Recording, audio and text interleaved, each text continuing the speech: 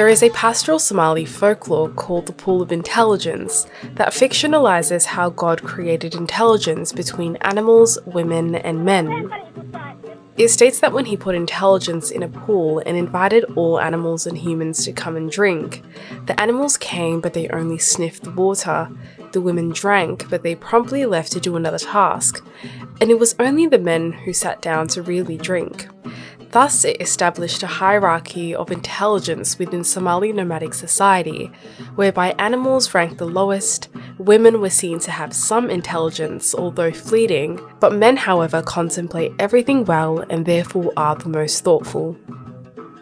Although this narrative is derived from specific pastoral communities in northern Somalia, it speaks to a wider sentiment within Somali society that believes in a biological difference between females and males in their intelligence. It is this particular mode of thinking that has created the conditions for unequal power dynamics within civil society, and it relies on the continued exclusion, disempowerment, and silence of Somali women who attempt to join these political, religious, and economic spaces. However, throughout history, Somali women have of course defied this stereotype, and researchers of Somali culture have recognized that unlike their menfolk, Somali women find ways of making their influences felt. And to do so, they have employed an unexpected, albeit crucial tool in their resistance, and it is widely known as Buraanbur. Buraanbur is a traditional Somali dance created and performed by women to share their thoughts, their experiences and aspirations, as well as to articulate their common grievances.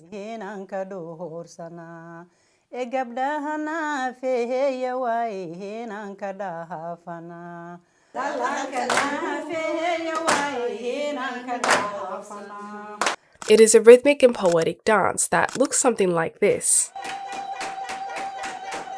And it involves a poet who crafts meaningful verses, a drummer who plays a durban, which is a drum made from animal skin, and a dancer who enters the circle known in Somali as the gorb. This article, written in Warder News, beautifully states that through rhythmic clapping, singing, and drumming, the women perform in synchronized movements in their individual creation, showing their happiness, love for the art, and a lure for their flailing colourful kaftan dresses known as dira and their shoulder shawl known as gabasar. The daughter of the highly revered Howard Jibril once said that what makes Buraanbur especially appealing is that accompanied with a drumbeat and clapping, one can dance to its rhythm. A good Buraanbur should be well balanced and alliterative in all its lines. Growing up watching this high-energy performance from the sidelines really inspired me to learn every aspect of Buraanbur, from the poetry all the way down to the jumping. However, for many young Somali women who are navigating two cultures that sometimes clash, learning Buraanbur can be a challenging experience, but one that connects us to our culture whilst we live in distant, faraway lands.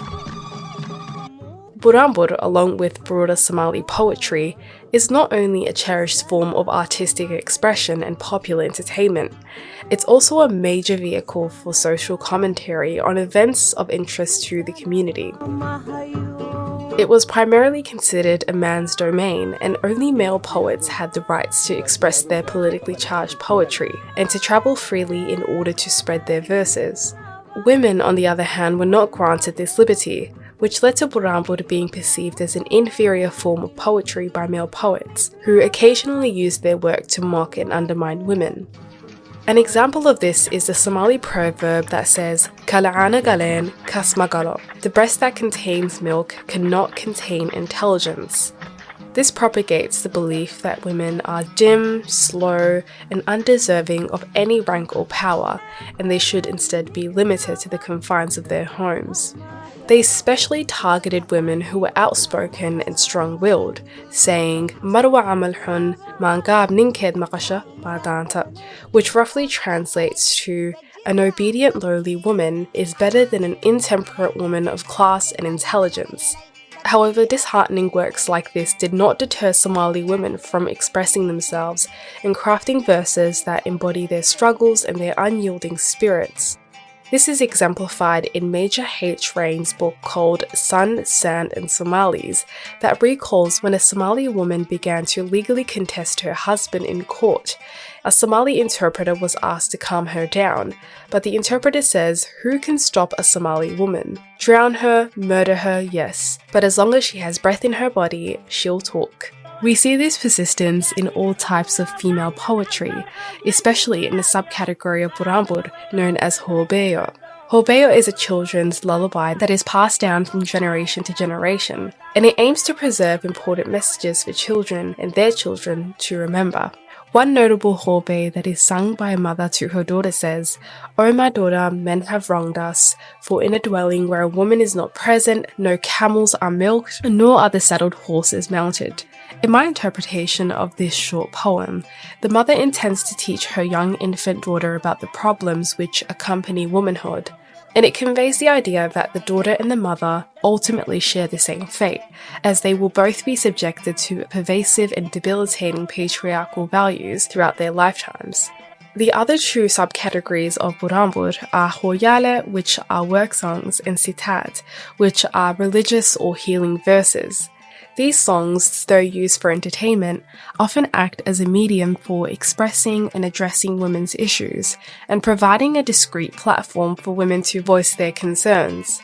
This shows how poetry can act as a bridge between Somali women now and the women who came before, and it demonstrates a beautiful act of sisterhood where they unify in their common grievances and give each other the verses to cope or to resist. Despite being excluded from political spaces, Somali women have played significant roles in the country's progression and have made valuable contributions even in the anti-colonial era. Buraanbur especially became a beacon of resistance against the British forces who ruled Somalia from 1941 up until 1950. Amidst the fight for independence, it carved out a spot for women's poetry to gain respect and reach the masses, as women like Fatima Hirsi performed at political rallies and spread hope and courage in her lyrics. Ambara Hussein is also a notable figure, as she composed the Buraanbur for the Somali Youth League movement. It's clear that these anti-colonial movements, like the Somali Youth League, could not have mobilized public support without the endorsement of women. Their political activism provided poetry that moved the masses, as well as their on-the-ground work that helped recruit new organization members and raise funds. In January of 1948, during a public demonstration against the return of Italian colonial rule, Hawa Osman Tako was tragically killed in the sea of female protesters fighting for self-determination. Here we have one of Africa's maids of Orleans, Somalia's Joan of Arc. Her death radicalized the public, and she quickly became a symbol of resistance and greatly shifted the view of women as a weak and docile force. Her story has since been immortalized in Somali history, and a monument has been built in her memory in the center of Somalia's capital city. But despite this very symbolic recognition, after independence was won in Somalia, women were quickly returned to their low status in society and excluded from political and influential spaces, with no regard for their contributions. Fatima Ahmed Alim was the first Somali woman to earn a university degree in Italy in 1962. However, highly educated women like her were rejected from even the most junior positions in government. Fatima Alim's mother Hawa Jibril expressed her disappointment and frustration through a Buraanbur, which she used to remind women of the government's lack of recognition of their sacrifices during the anti-colonial era. Hawa Jibril's poem read, "Sisters, you sold your jewelry, depriving yourselves, enriching the struggle. Sisters, you stood united even when men divided and deceived our nation. Sisters, we were forgotten. We did not taste the fruits of success, even the lowest positions were not offered, and our degrees were discarded as dirt. Sisters, was this what we struggled for?" In another poem, she questioned, "Is it fair to have only 2 women in our high political offices? Did women neglect or fail to understand their duties? Are they not yet mature enough to comprehend them? Do they not deserve high positions and rewards? Or are you too hasty and having second thoughts? Are you not tormented by the injustices they suffer?" As you can tell, it didn't take women long to shift their allegiances away from the Somali state. Buraanbur became a final resort of defiance for women, but unlike the colonial and post-colonial governments which tolerated women's critiques, the regime of Siad Barre arrested as many women as possible, and the freedom of assembly once granted to women became a thing of the past. Many of them continued to write poetry to oppose and denounce Siad Barre's oppressive tactics, a man who was widely known as a dictator. However, they sought refuge in exile out of fear of retaliation from his regime. For the women who stayed, they continued to use the most potent weapon, the Buraanbur, against the very regime they had initially supported. However, the consequences were severe, as a notable female Somali singer, Saado Ali Warsame, was among many who were imprisoned without trial for singing anti-revolutionary songs.